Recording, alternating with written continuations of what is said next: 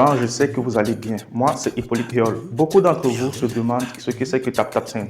Alors, TapTapSend est une application d'envoi rapide d'argent de l'Europe ou de l'Amérique vers l'Afrique. Pour le faire, c'est très simple. Vous vous rendez sur Play Store ou sur App Store en fonction du téléphone que vous avez. Vous téléchargez votre application, vous l'installez.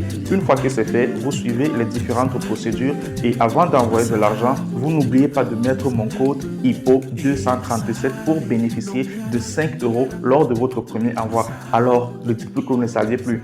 Foncez sur TapTapSend. Je vous attends.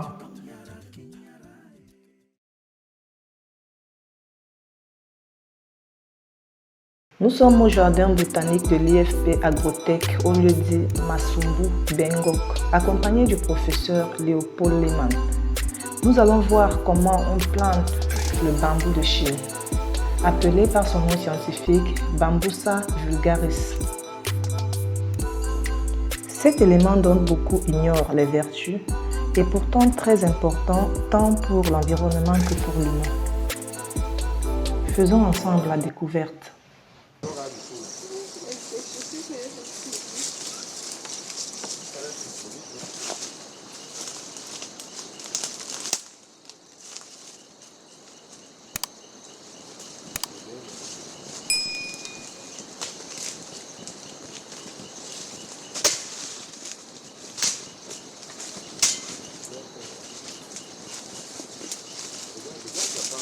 Même on l'a tout le long.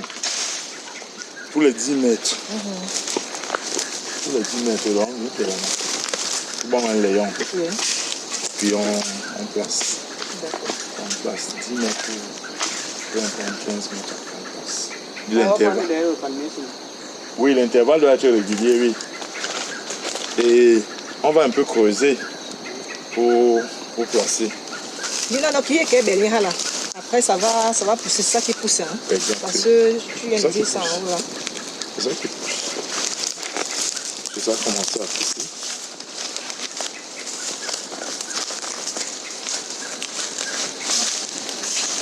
Mais ça marche pas toujours à tous les coups. Hein. Souvent on fait ça. Ça veut dire qu'on les entretient aussi, ou bien la balle c'est celui qui part, ou alors tu dois passer de temps en temps.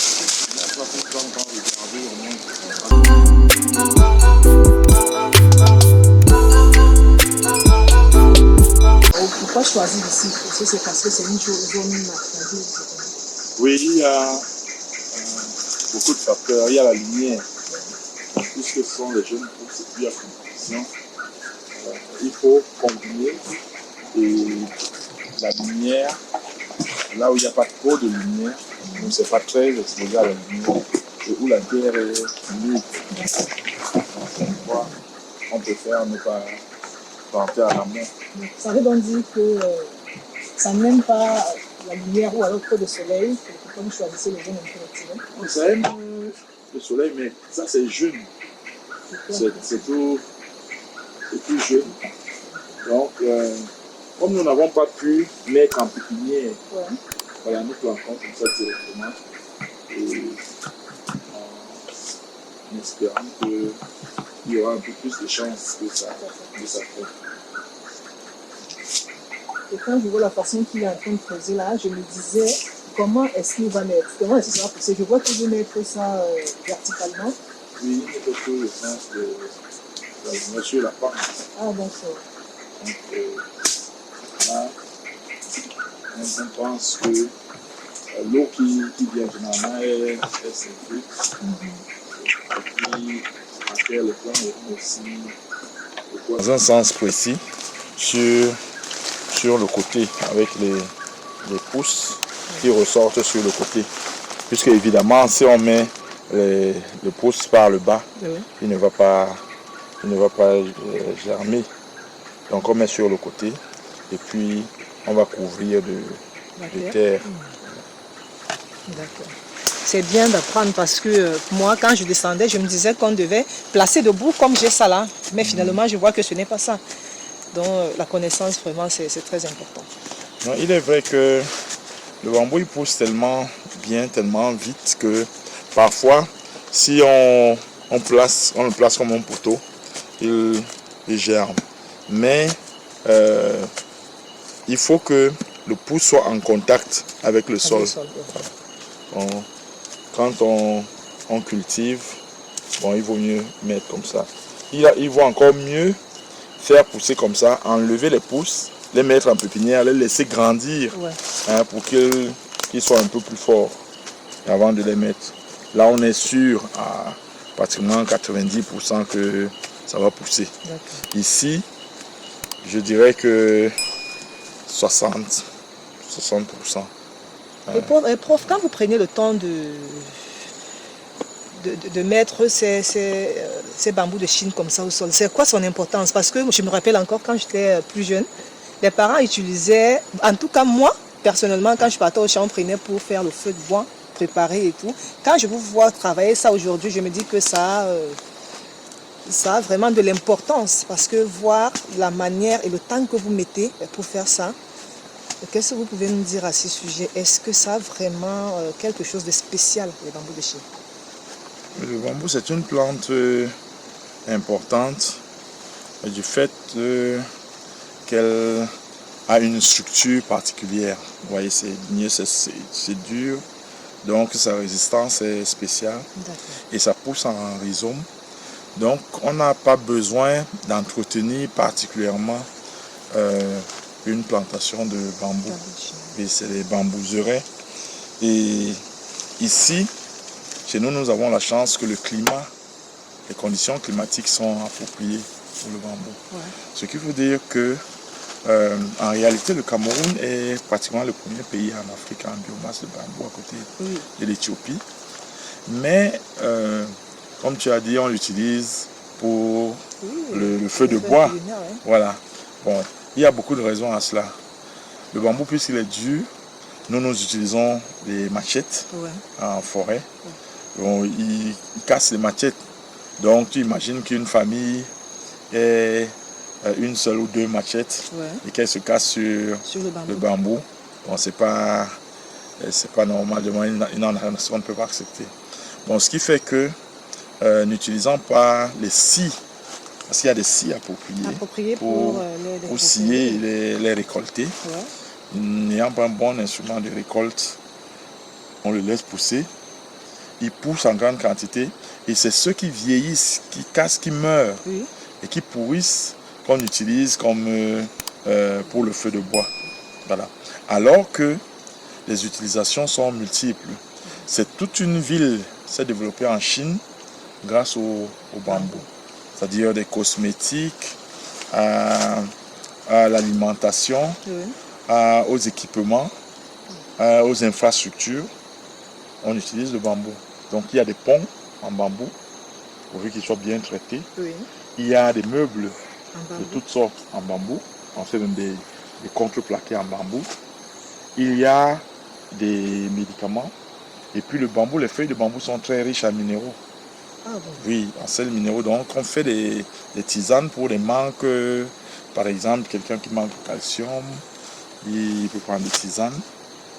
Il y a pour l'alimentation du bétail aussi.